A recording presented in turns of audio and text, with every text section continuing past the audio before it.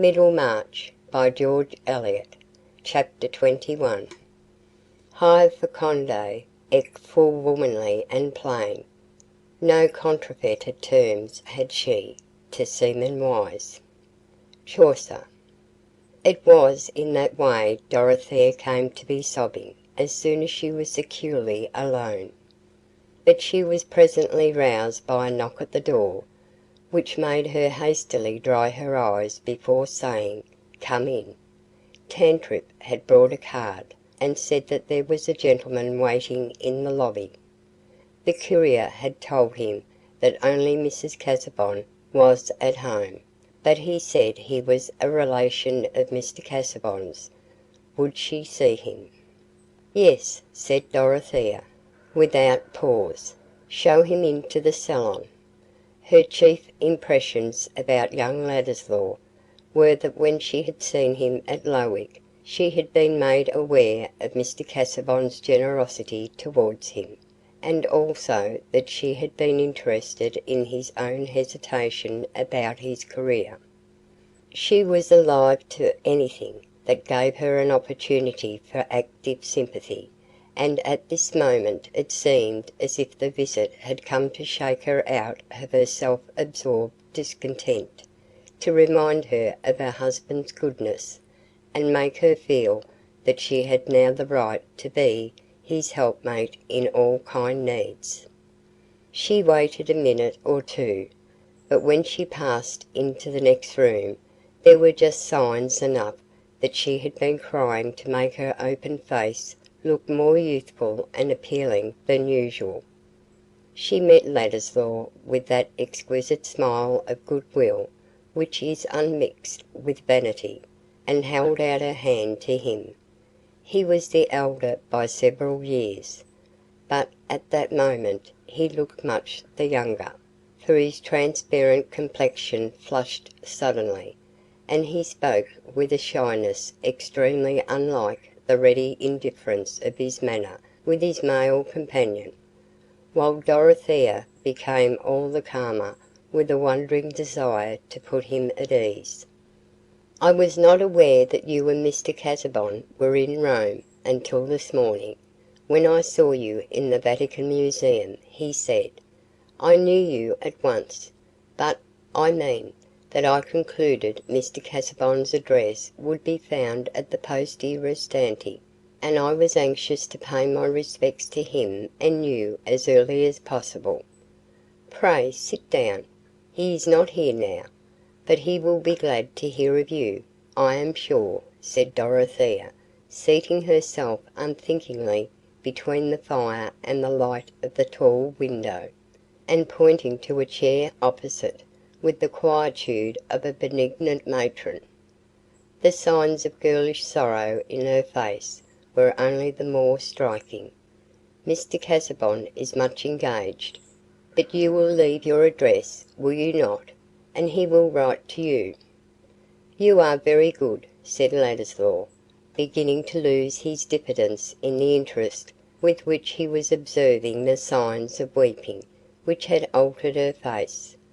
"My address is on my card, but if you will allow me I will call again to-morrow at an hour when Mr. Casaubon is likely to be at home. He goes to read in the library of the Vatican every day, and you can hardly see him except by an appointment, especially now. We are about to leave Rome, and he is very busy. He is usually away almost from breakfast till dinner, but I am sure he will wish you to dine with us." Will Ladislaw was struck mute for a few moments. He had never been fond of Mr. Casaubon, and if it had not been for the sense of obligation, would have laughed at him as a bat of erudition. But the idea of this dried-up pedant, this elaborator of small explanations about as important as the surplus stock of false antiquities, kept in a vendor's back chamber, having first got this adorable young creature to marry him, and then passing his honeymoon away from her, groping after his mouldy futilities. Will was given to hyperbole. This sudden picture stirred him with a sort of comic disgust. He was divided between the impulse to laugh aloud and the equally unseasonable impulse to burst into scornful invective. For an instant he felt that the struggle was causing a queer contortion of his mobile features, but with a good effort he resolved it into nothing more offensive than a merry smile. Dorothea wondered, but the smile was irresistible, and shone back from her face too. Will Ladislaw's smile was delightful, unless you were angry with him beforehand. It was a gush of inward light illuminating the transparent skin as well as the eyes, and playing about every curve and line as if some Ariel were touching them with a new charm, and banishing forever the traces of moodiness. The reflection of that smile could not but have a little merriment in it too, even under dark eyelashes still moist, as Dorothea said inquiringly, "Something amuses you?" "Yes," said Will, quick in finding resources. "I am thinking of the sort of figure I cut the first time I saw you, when you annihilated my poor sketch with your criticism." "My criticism?" said Dorothea, wondering still more. "Surely not. I always feel particularly ignorant about painting." "I suspected you of knowing so much, that you knew how to say just what was most cutting. You said, I dare say you don't remember it as I do, that the relation of my sketch to nature was quite hidden from you. At least, you implied that." Will could laugh now as well as smile. "That was really my ignorance," said Dorothea, admiring Will's good humour. "I must have said so only because I never could see any beauty in the pictures which my uncle told me all judges thought very fine, and I have gone away with just the same ignorance in Rome. There are comparatively few paintings that I can really enjoy. At first, when I enter a room where the walls are covered with frescoes, or with rare pictures, I feel a kind of awe, like a child present at great ceremonies where there are grand robes and processions.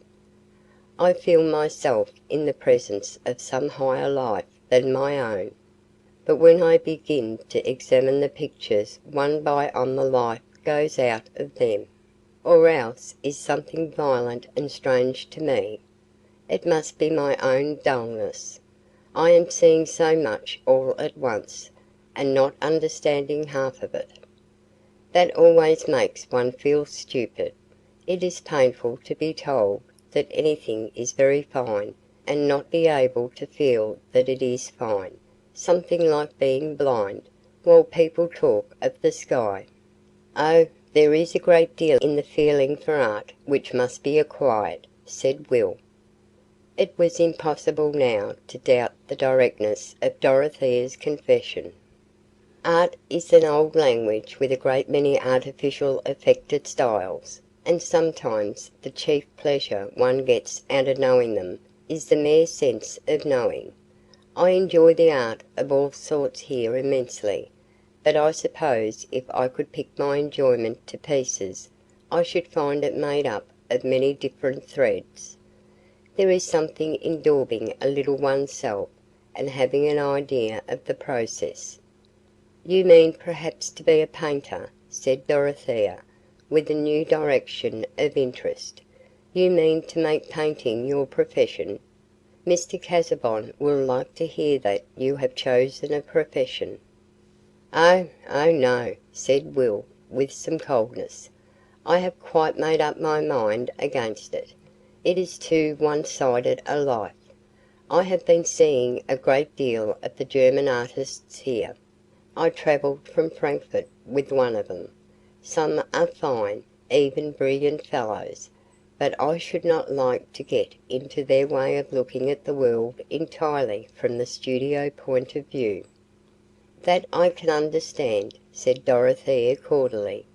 "And in Rome it seems as if there were so many things which are more wanted in the world than pictures. But if you have a genius for painting, would it not be right to take that as a guide? Perhaps you might do better things than these, or different, so that there might not be so many pictures almost all alike in the same place." There was no mistaking this simplicity, and Will was won by it into frankness. "A man must have a very rare genius to make changes of that sort. I am afraid mine would not carry me even to the pitch of doing well what has been done already, at least not so well as to make it worth while. And I should never succeed in anything by dint or drudgery. If things don't come easily to me, I never get them." "I have heard Mr. Casaubon say that he regrets your want of patience," said Dorothea gently. She was rather shocked at this mode of taking all life as a holiday. "Yes, I know Mr. Casaubon's opinion. He and I differ." The slight streak of contempt in his hasty reply offended Dorothea. She was all the more susceptible about Mr. Casaubon because of her morning's trouble. "Certainly you differ," she said, rather proudly. "I did not think of comparing you. Such power of persevering devoted labour as Mr. Casaubon's is not common." Will saw that she was offended, but this only gave an additional impulse to the new irritation of his latent dislike towards Mr. Casaubon. It was too intolerable that Dorothea should be worshipping this husband. Such weakness in a woman is pleasant to no man but the husband in question. Mortals are easily tempted to pinch the life out of the neighbour's buzzing glory, and think that such killing is no murder. "No, indeed," he answered promptly, "and therefore it is a pity that it should be thrown away, as so much English scholarship is, for want of knowing what is being done by the rest of the world. If Mr. Casaubon read German, he would save himself a great deal of trouble." "I do not understand you," said Dorothea, startled and anxious. "I merely mean," said Will, in an offhand way, "that the Germans have taken the lead in historical inquiries, and may laugh at results which are got by groping about in woods with a pocket compass, while they have made good roads. When I was with Mr. Casaubon, I saw that he defined himself in that direction. It was almost against his will that he read a Latin treatise written by a German. I was very sorry." Will only thought of giving a good pinch that would annihilate that vaunted laboriousness, and was unable to imagine the mode in which Dorothea would be wounded. Young Mr. Ladislaw was not at all deep himself in German writers, but very little achievement is required in order to pity another man's shortcomings. Poor Dorothea felt a pang at the thought that the labour of her husband's life might be void, which left her no energy to spare for the question whether this young relative, who was so much obliged to him, ought not to have repressed his observation. She did not even speak, but sat looking at her hands, absorbed in the piteousness of that thought. Will, however, having given the annihilating pinch, was rather ashamed, imagining from Dorothea's silence that he had offended her still more, and having also a conscience about plucking the tail feathers from a benefactor. "I regretted it especially," he resumed, taking the usual course from detraction to insecure eulogy, "because of my gratitude and respect towards my cousin. I would not signify so much in a man whose talents and character were less distinguished." Dorothea raised her eyes, brighter than usual with excited feeling. and said in her saddest recitative, "How I wish I had learned German when I was at Lausanne. There were plenty of German teachers, but now I can be of no use." There was a new light, but still a mysterious light, for Will in Dorothea's last words. The question how she had come to accept Mr. Casaubon, which he had dismissed when he first saw her by saying that she must be disagreeable in spite of appearances, was not now to be answered on any such short and easy method. Whatever else she might be, she was not disagreeable. She was not coldly clever and indirectly satirical, but adorably simple and full of feeling. She was an angel beguiled. It would be a unique delight to wait and watch for the melodious fragments in which her heart and soul came forth so directly and ingenuously. The alien harp again came into his mind. She must have made some original romance for herself in this marriage, and if Mr. Casaubon had been a dragon who had carried her off to his lair with his talons simply and without legal forms, it would have been an unavoidable feat of heroism to release her and fall at her feet.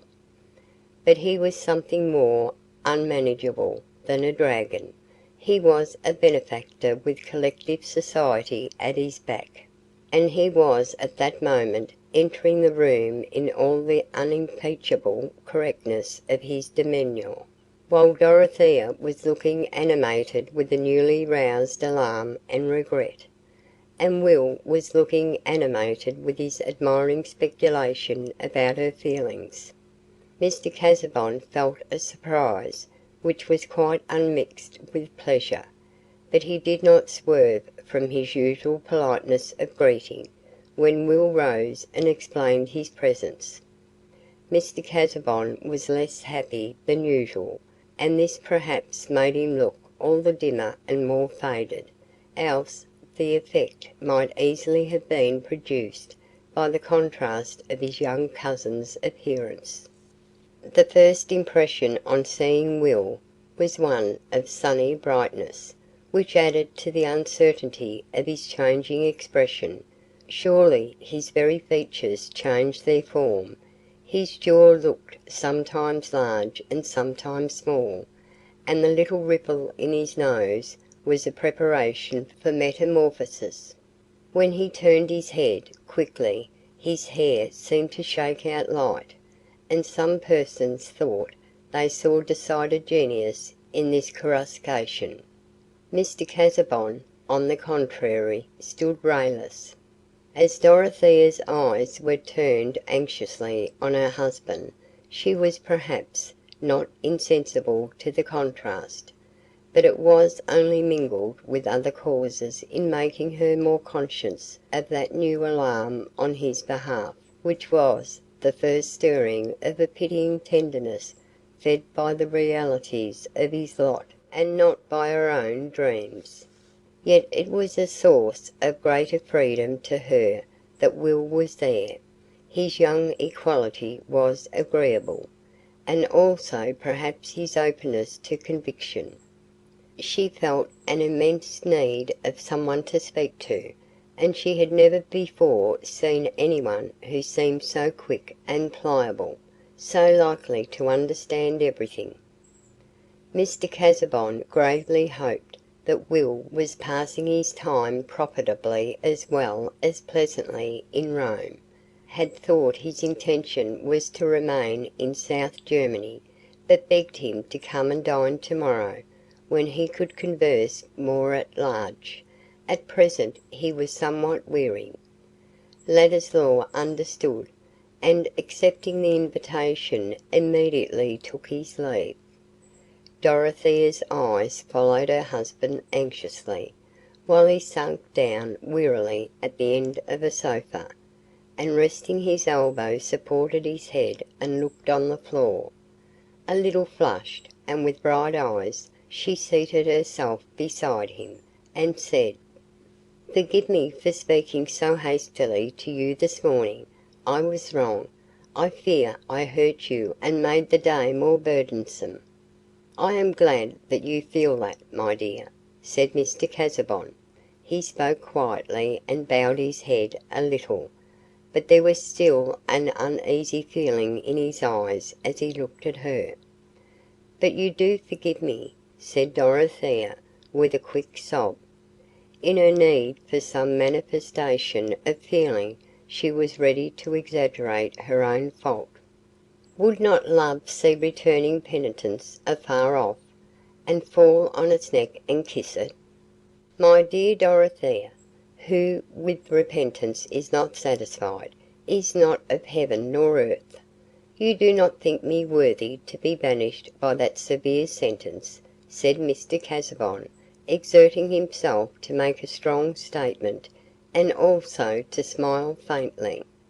Dorothea was silent, but a tear which had come up with the sob would insist on falling.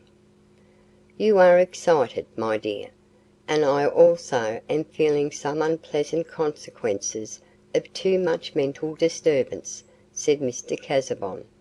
In fact, he had it in his thought to tell her that she ought not to have received young Ladislaw in his absence, but he abstained, partly from the sense that it would be ungracious to bring a new complaint in the moment of her penitent acknowledgment, partly because he wanted to avoid further agitation of himself by speech, and partly because he was too proud to betray that jealousy of disposition which was not so exhausted on his scholarly compeers that there was none to spare in other directions. There is a sort of jealousy which needs very little fire. It is hardly a passion, but a blight bred in the cloudy, damp despondency of uneasy egotism. "I think it is time for us to dress," he added, looking at his watch. They both rose, and there was never any further allusion between them to what had passed on this day.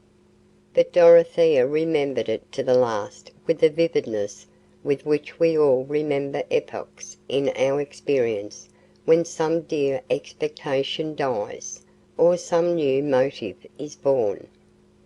Today she had begun to see that she had been under a wild illusion in expecting a response to her feeling from Mr. Casaubon, and she had felt the waking of a presentiment that there might be a sad consciousness in his life which made as great a need on his side as on her own. We are all of us born in moral stupidity, taking the world as an udder to feed our supreme selves. Dorothea had early begun to emerge from that stupidity, but yet it had been easier to her to imagine how she would devote herself to Mr. Casaubon, and become wise and strong in his strength and wisdom, than to conceive with that distinctness which is no longer reflection but feeling, an idea wrought back to the directness of sense, like the solidity of objects, that he had an equivalent centre of self, whence the lights and shadows must always fall with a certain difference. Chapter 21.